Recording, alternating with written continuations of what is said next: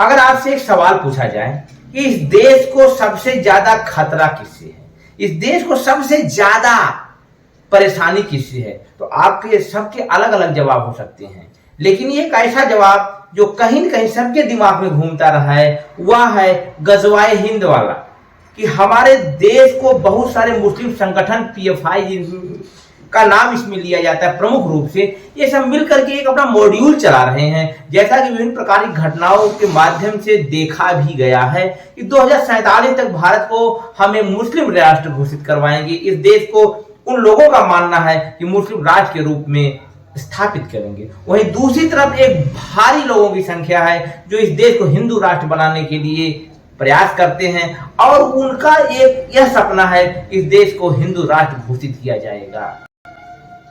यह एक खतरा हो सकता है, यह एक समस्या हो सकती है। लोगों की अपनी अपनी स्थितियों के हिसाब से अपने देश को अपने हिसाब से पालने की, बनाने की, आगे ले जाने की कोशिश हो सकती है। लेकिन वाकई असली खतरा कहां से है, उस पर तो हम विचार ही बहुत कम करते हैं। हम उस पर आगे विचार करेंगे, उससे पहले सादर अभिवादन स्वीकार करिए, स्वागत, अभिनंदन, आभार, नमस्कार स्वीकार करिए अपने दोस्त रघुवंशी का नमस्कार।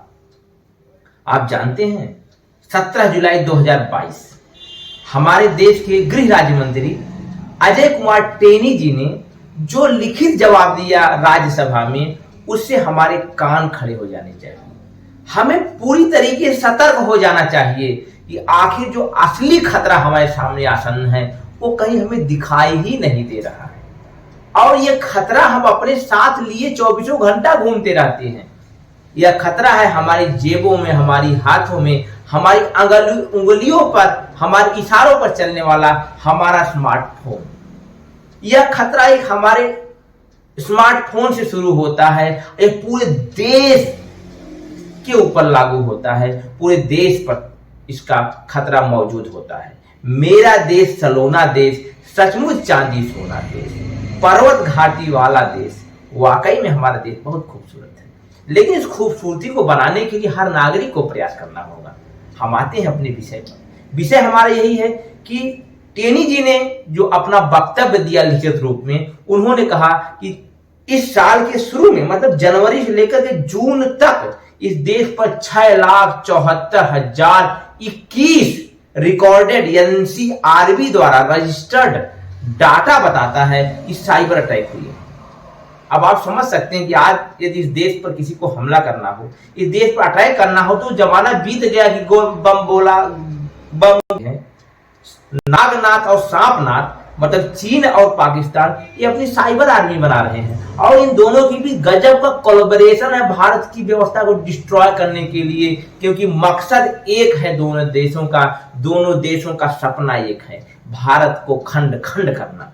लेकिन हमारी भी कुछ जिम्मेदारी है, इस खंडता को रोकना पड़ेगा।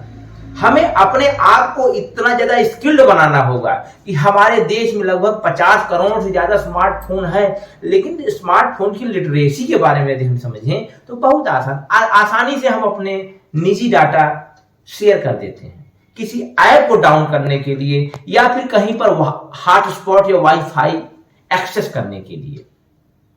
यह बहुत बड़ा थ्रेट है। जहां तक राष्ट्रीय समस्या की बात की जाए, वहां पर भी हम दुनिया के देशों के हिसाब से देखा जाए, बिजनेस स्टैंडर्ड की रिपोर्ट को यदि 2020 में जो प्रकाशित हुई दिसंबर में, उस पर नजर फेरी जाए तो वह बताती है कि आने वाले 2 वर्षों में, मतलब दिसंबर 2022 में, भारत में सबसे ज्यादा, दुनिया में सबसे ज्यादा थ्रेट अगर किसी को इंटरनेट साइबर अटैक से है तो भारत को है। आपको समझना होगा इस देश में लगभग 3700 साइबर अटैक पर डे होते हैं।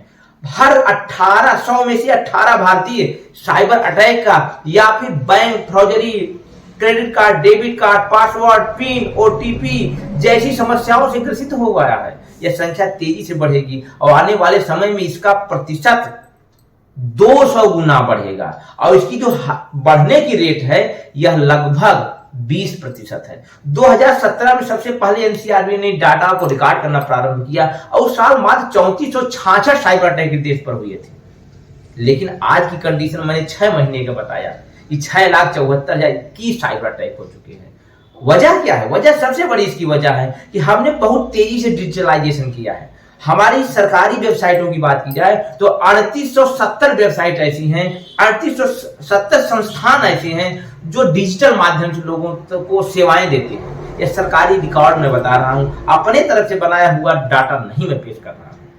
3870 वेबसाइट के ऊपर में जो कुछ ऐसी वेबसाइट्स हैं जिनके सिक्योरिटी फीचर्स बहुत ही कमजोर हैं, जिनको भेदना, जिनको पार करना बहुत आसान है। अभी पिछले महीने में आपने देखा कि मलेशिया और इंडोनेशिया से ऑपरेटेड हैकर्स ने लगभग 70 से ज्यादा महाराष्ट्र सरकार की वेबसाइट को हैक कर दिया और उन्होंने कहा कि हम नूपुर शर्मा द्वारा किए गए बयान का जो बेअदबी की जा रही है मोहम्मद साहब के सम्मान में, उसका जवाब इस तरीके से दे रहे हैं। अब इंटरनेट के माध्यम से, साइबर अटैक के माध्यम से उन्मादी और जिहादी आंदोलन, जिहादी इनकलाब लाने का प्रयास किया जा रहा है, जिसे आप सबको जानना बहुत जरूरी है। आप वीपीएन का इस्तेमाल कर सकते हैं अपने आप को बचाने के लिए।